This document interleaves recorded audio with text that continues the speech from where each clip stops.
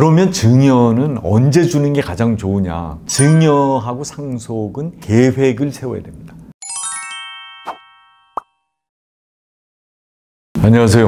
홍순기 변호사입니다. 이번 시간에는 언제 증여하는 게 가장 좋으냐, 증여의 시기, 최적의 타이밍에 관해서 말씀드리겠습니다. 아직까지 구독자가 아니신 분들은 구독, 좋아요 부탁을 드리겠습니다. 우선 증여를 빨리 할 경우의 장단점에 관해서 좀 말씀을 드리면요, 일단 장점이 많습니다. 첫 번째로는 저평가된 주식이나 부동산을 증여를 하면 절세 가능성이 있는 거죠. 시간이 두면은 가격이 더 상승할 가능성이 있으니까 주식도 저평가됐다 그러면 제값을 받을 수도 있는 거고, 그래서 증여세도 절세가 된다. 그 다음에 자녀나 손주들한테 빨리 증여할 경우에 직장이나 이렇게 다녀서 돈을 벌 수 있는 능력이 많지 않을 때는 부동산이나 뭐를 취득할 경우에 세무서에서는 이 돈이 어디서 났느냐, 자금 출처를 확인합니다. 주식이나 부동산을 증여를 했다 그러면 자금 출처가 확실해지는 거죠. 그리고 또 하나는 저평가된 부동산 같은 것을 미리 증여했을 때 상속 재산의 규모가 줄어드니까 상속세가 확실히 줄어들 수 있는 거죠.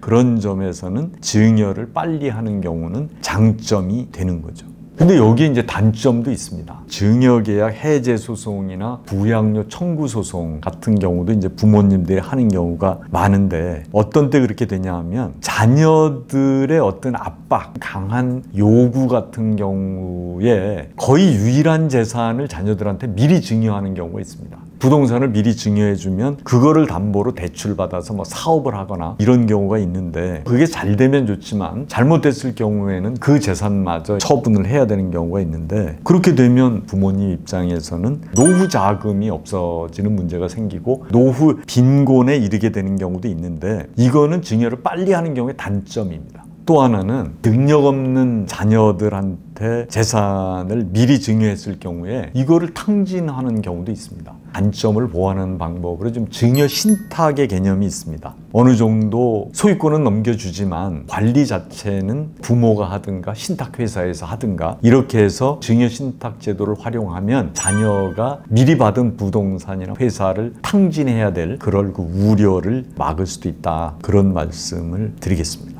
두 번째는 증여를 늦게 하는 것에도 장단점이 있습니다. 장점은 일단은 자녀한테 빨리 주질 않았으니까 노후의 생활이나 노후 자금, 그런 부분이 일단 보장이 되는 거죠. 또 하나는 회사를 물려주진 않고 경영할 수 있는 어떤 기회를 줌으로써 자녀가 재산 관리라든가 회사 경영을 하는데 노하우를 배울 수 있는 가능성을 주는 거죠. 증여를 늦게 하는 경우에 이제 장점이 될 수 있습니다. 근데 단점으로는 증여세나 상속세가 지나치게 많이 나올 수 있잖아요. 주식이나 부동산이 가파르게 상승하는 그런 국면에 가면 적은 증여세를 내고도 줄 수 있었던 게 나중에는 상당한 금액을 증여세로 내야 되는 경우도 있고, 또 하나는 상속재산이 많아지면 이제 구간이 커지니까 최대 주주 같은 경우는 65%까지 상속세를 내야 됩니다. 현 정부에서 이제 상속세를 좀 인하하는 것을 이제 검토를 하겠다. 그래서 이제 상속세나 증여세의 공제 구간도 공제 가액도 좀 늘리고 증여세나 상속세도 세율을 좀 낮춰야 맞지 않냐. 한 2023년 그때쯤 돼서 결정을 하겠다. 그래서 지금 아마 연구 중인 것으로 정부에서는 발표를 했습니다. 또 하나 이제 이런 게 있습니다. 자녀가 필요할 때 증여하는 게 엄청 중요할 수 있습니다. 결혼해서 자기 집을 마련하겠다고 했을 때 이게 적절한 시점이라면은 그때 주면은 그 집의 가격도 상승하고 여러 가지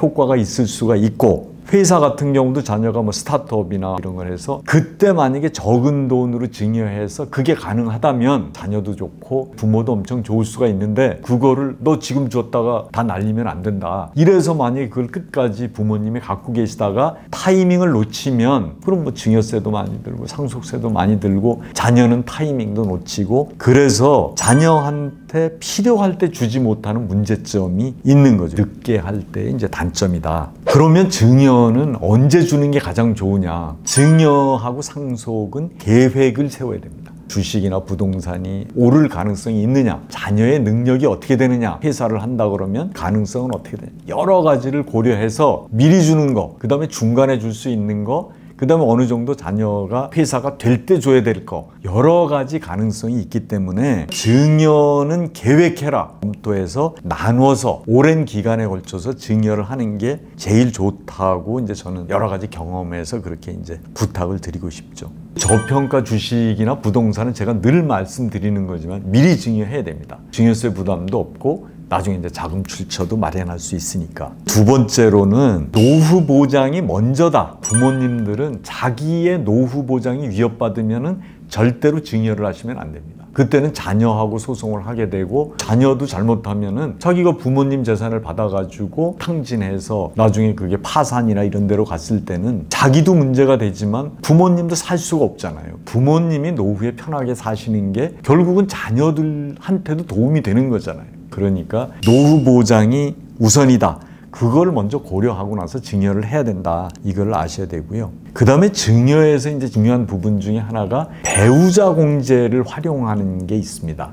지금 양도소득세 같은 게 이제 여러 가지로 지금 굉장히 이제 많이 내야 되는 경우가 많고 비업무용 부동산이다 이런 경우는 세율이 엄청 높습니다. 양도소득세가 비업무용 부동산 같은 경우는 60% 이상 되는 양도소득세를 내야 될 경우도 있는데 적정한 시점에 일단 배우자한테 증여를 하게 되면 배우자는 6억까지는 공제가 되니까 6억으로 일단 취득하고 배우자가 얼마 정도 가지고 있다 매매를 한다고 했을 때 배우자가 취득한 가격이 있기 때문에 배우자가 양도할 때는 양도소득세를 줄일 수가 있습니다. 상속 같은 경우는 30억까지는 배우자가 법정 상속분으로 받는 것은 공제가 되니까 배우자 공제를 적정하게 활용하면 증여나 상속에서 절세 효과가 뛰어나다.